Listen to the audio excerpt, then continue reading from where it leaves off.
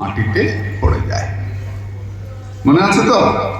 বেশ, উঠে দাঁড়াই আমরা, তখন আমরা পাপ মুক্ত হয়ে যাই। কিভাবে প্রণাম করতে হবে? দুটো হাত, দুটো হাঁটু, মাথা মাটিতে ঠেকবে। প্রণাম। আর কি করা যাবে? দুটো হাত যখন মাথায় লাগবে, কর শির সংযোগ ব্যাপার বিশেষ ইতি নমস্কার, তখন তাকে নমস্কার করবে। দুটো হাত মাথায়, মাথায় ঠেকতে হবে। কিভাবে নমস্কার হবে না? কি আলোচনা হচ্ছে? এক হাতে নমস্কার হবে না। এক হাতে নমস্কার করলে সারা জীবনের যত পুণ্য সব ক্ষয় হয়ে যাবে। এক হাতে নমস্কার হবে না। যদি মাটিতে পড়তে না পারি, আমাদের অনেকেরই তো কোমরে ব্যথা, বেল কইরা আসছি, বলো না?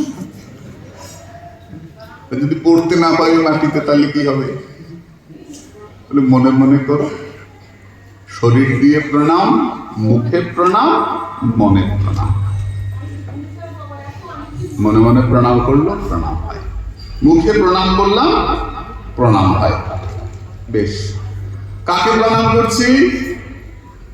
শ্রীমতী রাধারানীর সঙ্গে যে দামোদর ঈশ্বর, তাকে প্রণাম করছি। রাধারানীর সঙ্গে কেন? না, রাধা মাধবকে কখনো আলাদা করা যায় না। যেমন হর পার্বতীকে আলাদা করা যায় না, শিব শক্তিকে আলাদা করা যায় না, তেমনি রাধা মাধব, রাধয়া মাধব দেব মাধবে নৈব রাধিকা। রাধারানী ছাড়া মাধব থাকেন না, রাধারানীর সঙ্গে বর্তমান। শুধু মাধবকে দেখলে আমাদের কি হয়?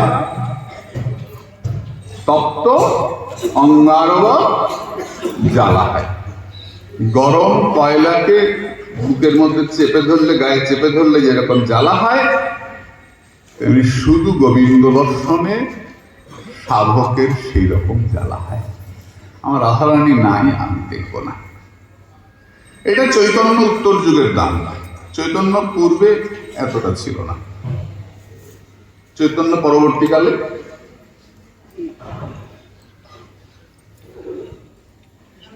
শ্রীমতী রাধারানী সর্বশ্রেষ্ঠা। শ্রী শ্রী কৃষ্ণ জয়তি জগতাং জন্মদাতা চ পাতা, হর্তা চান্তে হরতি ভজতাং যস্ত সংসার ভীতি। রাধানাথ সজল জলদ শ্যামল পিতবাসা, বৃন্দারণ্যে বিহরতি সদা সচ্চিদানন্দ রূপ। জ্যোতিরূপং পরম পুরুষং নির্গুণং নিত্যমেকং, নিত্যানন্দং নিখিল জগতাং ঈশ্বরং বিশ্ববীজং। গোলোকেশং দ্বিভুজ মুরলী ধারিণং রাধিকেশং, বন্দে বৃন্দারক হরিহর ব্রহ্ম বন্ধাঙ্গি পদ্মম। আমি সেই রাধা গোবিন্দকে বন্দনা করি। তার সবসময় জয় হচ্ছে, জয়তী, নিত্য বর্তমান।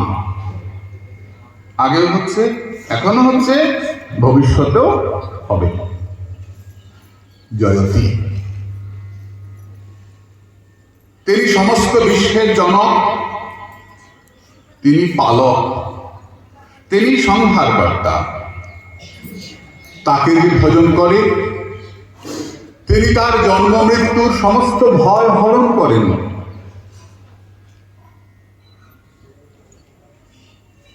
শ্রী রাধানাথ, তিনি শ্যামল, জলপূর্ণ জলদবৎ নবমেঘের মতো পীতাম্বর, হলুদ রঙের কাপড় পরেন। সেই সচ্চিদানন্দ কৃষ্ণ শ্রী বৃন্দাবনে নিত্য বিহার করেন। নিত্য মানে আগেও আছে, এখনো আছে, ভবিষ্যতেও থাকবে। ত্রিকালা বাধিতত্তম নিত্যত্তম, যা ত্রিকালে অবাধিত, কাল যাকে আটকাতে পারে না। ধ্বংস প্রাগভাব রহিতত্তম নিত্যত্তম, যার ধ্বংসাভাব নাই, যার প্রাগ অভাব নাই। আগে ছিল না এমন নয়, আগেও ছিল। ধ্বংস হয়ে যাওয়ার পর থাকবে না এমন নয়, চিরকাল থাকবে।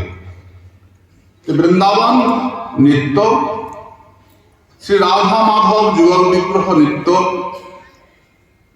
বৃন্দাবনে বিহার করেন। তিনি পরম পুরুষ, শ্রেষ্ঠ, জগদীশ্বর ঈশ্বর নিত্যবরম। তিনি ঈশ্বরের ঈশ্বর। ঈশ্বর কাকে বলে?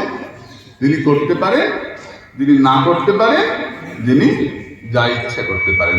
কর্তুম অকর্তুম অন্যথা কর্তুম সমর্থক, যার জন্য কারো কাছে তাকে জবাবদিহি করতে হয় না।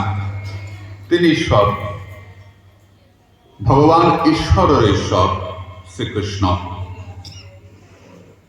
প্রাকৃত গুণ সম্পর্কহীন, এই জগৎ তাকে স্পর্শ করতে পারে না। ত্রিগুণাতীত পরব্রহ্ম, সত্য রজতম, এই তিন গুণের দ্বারা জগৎ সৃষ্টি। এই তিনটি গুণের ওপরে তিনি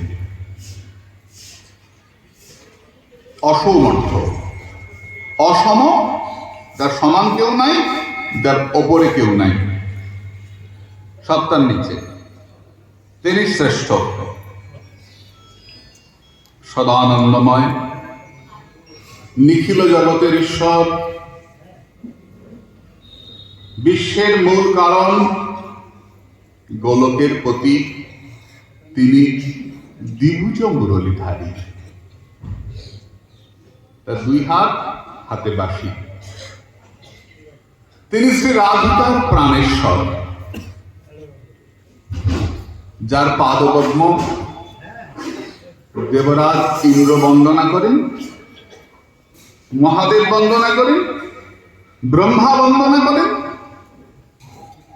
সেই রাধা মাধব যুগলকে, সেই রাধা বৃন্দাবন চন্দ্রকে, সেই রাধা গিরিধারীকে, সেই রাধানাথ রাধা বল্লভকে আমরা বারবার প্রণাম করি।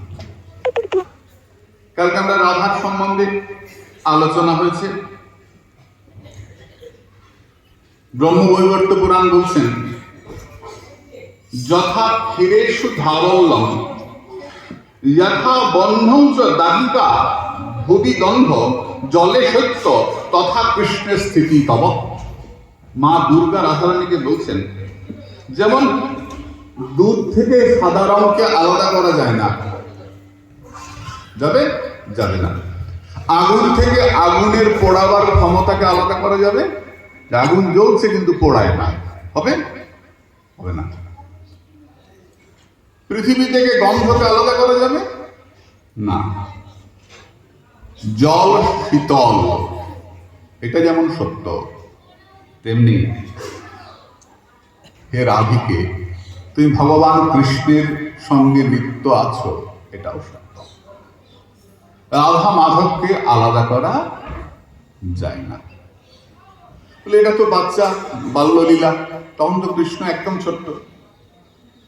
যখন মা তাড়া করছেন যশোদা, দড়ি দিয়ে বাঁধছেন, তখন তো কৃষ্ণ একদম ছোট্ট। কৃষ্ণ যখন আবির্ভূত হয়েছেন, পুরাণাদি শাস্ত্র বলছেন যে সঙ্গে সঙ্গে শ্রীমতী রাধারানীও সঙ্গে সঙ্গেই এসেছেন। দেবর্ষি নারদ কৃষ্ণকে দর্শনের পরে মনে মনে ভাবছেন যে প্রভু এসছেন আর রাধারানী আসেননি, এটা হতে পারে না। বৃন্দাবনের বনে গিয়ে দেবর্ষি নারদ ধ্যান করলেন, শ্রীমতী রাধারানীর দর্শন লাভ করলেন সঙ্গে সঙ্গে। আরো অনেক অনেক ঘটনা আছে, আমরা পরবর্তীতে আসবো। একই দেহ, একই আত্মা, দুই দেহ। রাধা কৃষ্ণ এক আত্মা, দুই দেহ ধরি অন্যন্যে বিলাসে রস আস্বাদন করে। অন্যন্যে যদি মনে করি যে কৃষ্ণ একজন পুরুষ, রাধারানী একজন মহিলা, এই রাধা কৃষ্ণের প্রেমলীলা, এখানটা একটু সমস্যা হবে। একই সন্দেশ দিয়ে দুটো মূর্তি গড়া হয়েছে, দুটোই সন্দেশের। একটা কৃষ্ণ মূর্তি, একটা রাধারানীর মূর্তি, মূলে দুটোই সন্দেশ, সন্দেশের মূর্তি। কৃষ্ণ যে যে উপাদানে গঠিত, রাধারানীর সেই সেই উপাদানে গঠিত, আলাদা করা যাবে না।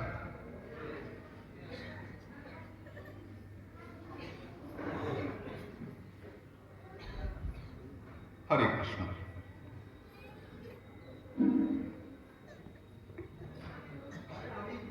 তাই একই তত্ত্ব দুভাগে ভাগ হয়েছেন আনন্দের জন্য। কারণ একা একা তো আনন্দ হয় না। তাহলে কবে ভাগ হয়েছেন? তাহলে ভাগ হওয়ার আগে তো একই ছিলেন, এখানে এভাবে বলা যাবে না। কবে ভাগ হয়েছেন এটা বলা যাবে না, অনাদিকাল থেকে এভাবেই আছেন। বলে একই ছিলেন, ভাগ হয়েছেন, তাহলে আগে তো এক ছিলেন। যখন এক ছিলেন তখন রাধারানী কোথায় ছিলেন? বলে এক ছিলেন না, অনাদিকাল থেকেই আলাদা হয়ে আছেন।